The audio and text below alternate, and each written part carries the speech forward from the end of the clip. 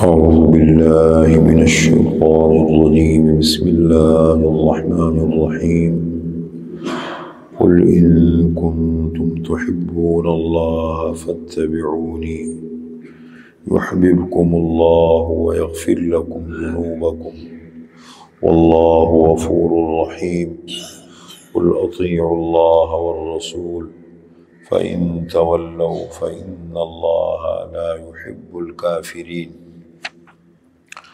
قل اے پیغمبر آپ کہہ دیجئے ان کنتم تحبون اللہ، اگر تم لوگ اللہ سے محبت کا دعویٰ رکھتے ہو، فاتبعونی پس میری پیروی کرو، یحببکم اللہ اللہ تعالی تم سے محبت کریں گے، ویغفر لکم ذنوبکم اور تمہارے گناہوں کو بخش دیں گے، واللہ غفور الرحیم اور اللہ تعالی گناہ بخشنے والا مہربان ہے۔ قل کہہ دیجئے اطیعوا اللہ والرسول، اطاعت کرو اللہ کی اور رسول کی، فإن تولوا پس اگر وہ پھر جائیں نہ مانیں، فإن اللہ لا يحب الکافرین بے شک اللہ تعالی کافروں کو پسند نہیں کرتا۔ یہ مدنی صورت ہے، سورہ آل عمران، اور یہ آیت نمبر 31 اور 32 ہے۔ مدنی صورتوں میں یہود کا بھی ذکر آتا ہے، نصارہ کا بھی ذکر آتا ہے، جو اہل کتاب کے دو طبقے ہیں۔ انہوں نے کہا کہ آپ ہمیں دعوت دیتے ہیں، ہم تو اہل کتاب ہیں، حالانکہ آپ صلی اللہ علیہ وسلم کے بارے میں بہت اچھی طرح جانتے تھے کہ نبی آخر الزمان ہے، اللہ کے آخری پیغمبر ہے، بس اللہ کی طرف سے پتہ نہیں کیا عذاب پڑا، محروم ہو گئے۔ محرومی سب سے بڑا عذاب ہے کہ انسان کسی خیر سے محروم ہو جائے، خیر کی توفیق سلب ہو جائے، خیر سے محروم ہو جائے، کہنے لگے کہ آپ ہمیں کیوں دعوت دیتے ہیں، ہم بھی تو اہل کتاب ہیں، انبیاء کے ماننے والے ہیں، ہمارے پاس اتنے انبیاء ہیں۔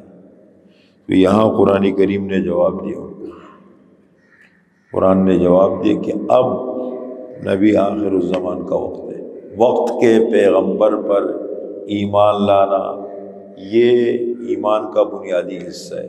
توحید اور وقت کے پیغمبر پر ایمان لانا اور اس کی پیروی کرنا۔ ہمارے اسلامی عقائد میں سے ایک عقیدہ یہ ہے، سورہ بقرہ کے آخر میں آپ نے پڑھا آمن الرسول بما انزل الیہ من ربہ والمؤمنون کل آمن باللہ وملائکتہ وکتبہ ورسلہ لا نفرق بین احد من رسلہ۔ تمام انبیاء پر ایمان لانا یہ فرض ہے، کسی ایک نبی کی نبوت کا انکار کر دیا آدمی کافر ہو جاتا۔ وہ الگ بات ہے کہ پیروی ہم رسول اللہ صلی اللہ علیہ وسلم کی کرتے ہیں۔ ہمارا عقیدہ ہے جو ہمیں قرآن نے بھی بتایا ہے اور احادیث میں بھی ہے کہ حضرت عیسیٰ علیہ السلام کو اللہ نے آسمانوں پہ اٹھا لیا ہے۔ جب یہود نے ان کو قتل کرنے کا ارادہ کیا، قرب قیامت میں تشریف لائیں گے، دجال کو قتل کریں گے، اللہ کے دین کو دنیا میں نافذ کریں گے، لیکن چونکہ دور ہے رسول اللہ صلی اللہ علیہ وسلم کا تو آپ صلی اللہ علیہ وسلم کے پیروکار ہوں گے، نبی کی حیثیت سے نہیں آئیں گے، آپ صلی اللہ علیہ وسلم کی امتی کی حیثیت سے آئیں گے اور آپ کے پیروکار ہوں گے۔ تو یہاں ان کو جواب دیا گیا کہ اگر تمہارا یہ دعویٰ ہے کہ تم انبیاء کو مانتے ہو، وقت کے پیغمبر کو ماننا، اس کی پیروی کرنا یہ لازم ہے۔ فرمایا قل اے پیغمبر ان کو کہہ دے، ان کو یہ بتا دے، ان کنتم تحبون اللہ، اگر ہو تم محبت کرتے ہو اللہ سے، محبت کا دعویٰ رکھتے ہو کہ تمہیں اللہ سے محبت ہے، فاتبعونی پس میری پیروی کرو۔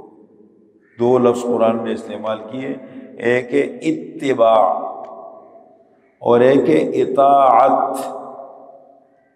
آپ صلی اللہ علیہ وسلم کے لیے دو لفظ، ایک ہے اتباع، اتباع کے معنی ہے پیروی کرنا، اطاعت کے معنی ہے فرما برداری، اطاعت کرنا۔ فرق کیا ہے؟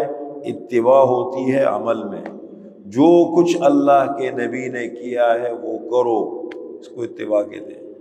اور اطاعت جو اللہ کے نبی نے فرمایا ہے کہا ہے اس کو مانو، یہ دونوں لازم ہے۔ اور دین کا خلاصہ دیکھو 3 باتیں ہیں، ایمان، خلاصہ 3 باتیں۔ نمبر 1 ایمان، ایمان لاؤ، اس کے بغیر کوئی عمل قابل قبول نہیں ہے۔